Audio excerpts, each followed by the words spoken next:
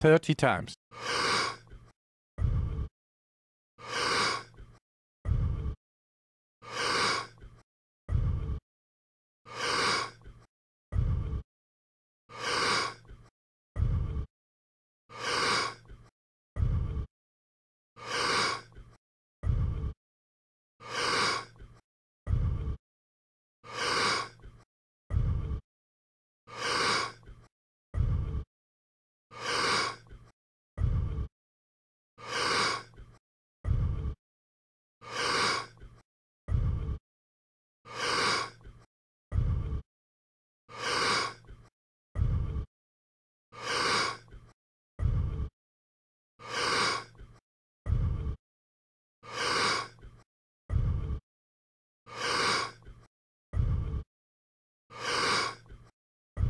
Ten times more.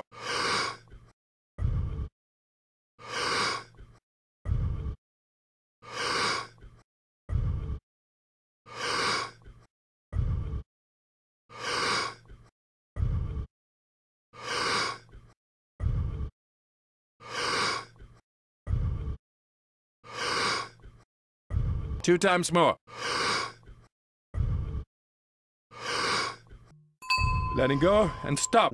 What happened for me personally when I was a teen, between the age of 13 to 17, I got into enormous amount of trouble with the law. I did a lot of unethical things, and I was getting myself into so much trouble.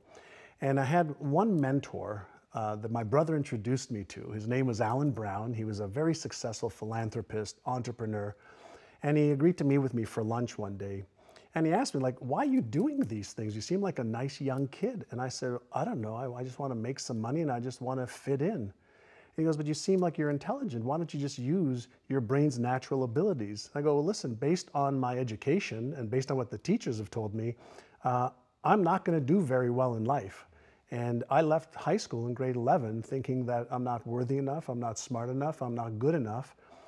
And this one man in 1 minute, in one meeting, changed my life. Because he asked me, what goals do you have? And I said, what do you mean, what goals do I have? I said, I want to go out this weekend to the bar. I want to have some good food. I want to find a nice young lady to maybe hook up with. And he says, no, but what are your bigger goals? And I didn't have any. So he actually sent me home.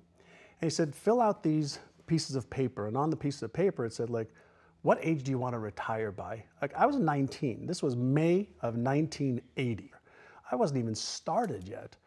I said, but just fill out these papers. So I said, I want to retire by the time I'm 45 with $3 million. I want to have a Mercedes. I want to have a house. I want to travel the world. I want to have a great lifestyle. And so I came back on Monday and he looked at it and he asked me one question. And that question transformed my life. And he said, are you interested in achieving these goals? Or are you committed?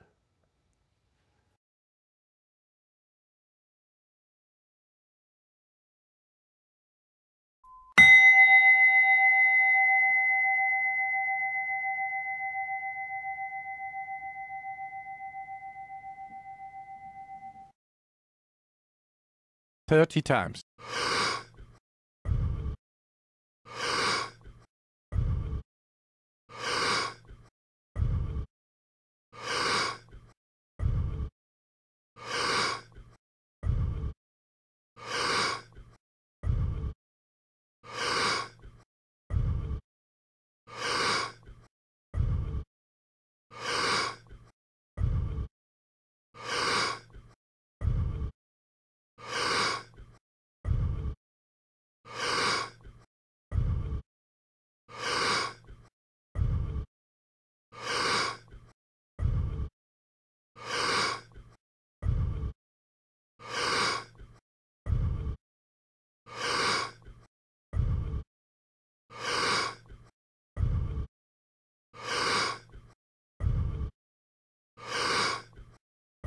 Ten times more.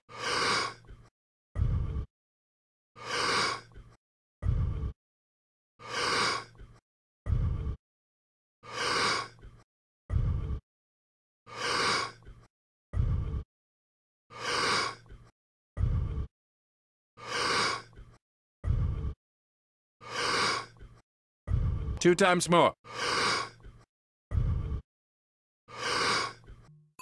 letting go, and stop. And I stopped and I looked at him. He was standing up. I was sitting at my desk there at his office. And I asked him, Mr. Brown, I said, what's the difference? And he said, if you're interested, you'll do what's convenient.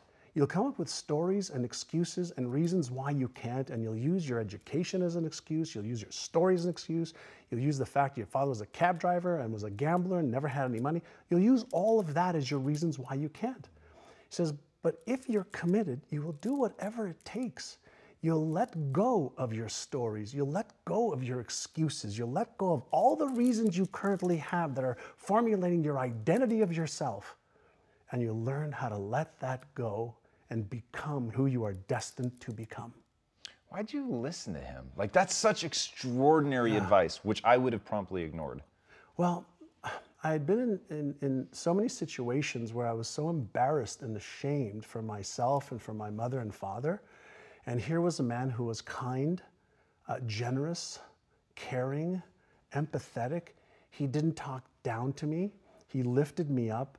But then he also said, I can show you how. If you are committed, I can show you how. And I had nothing to lose at that point.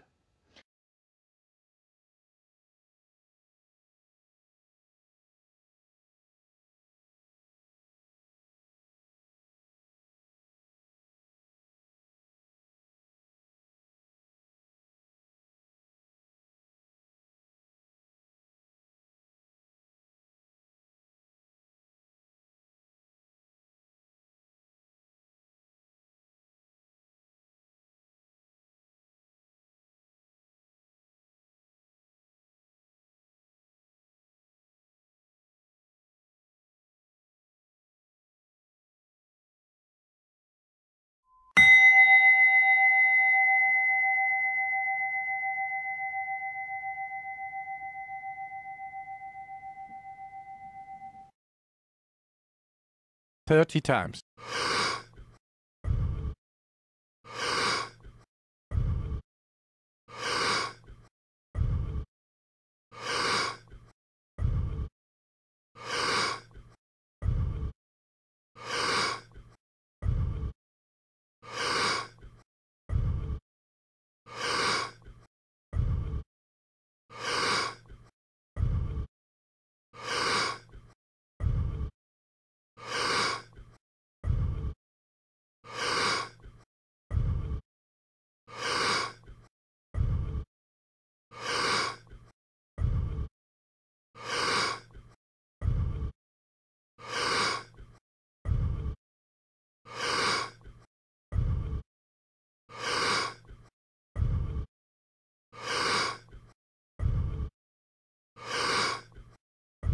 10 times more.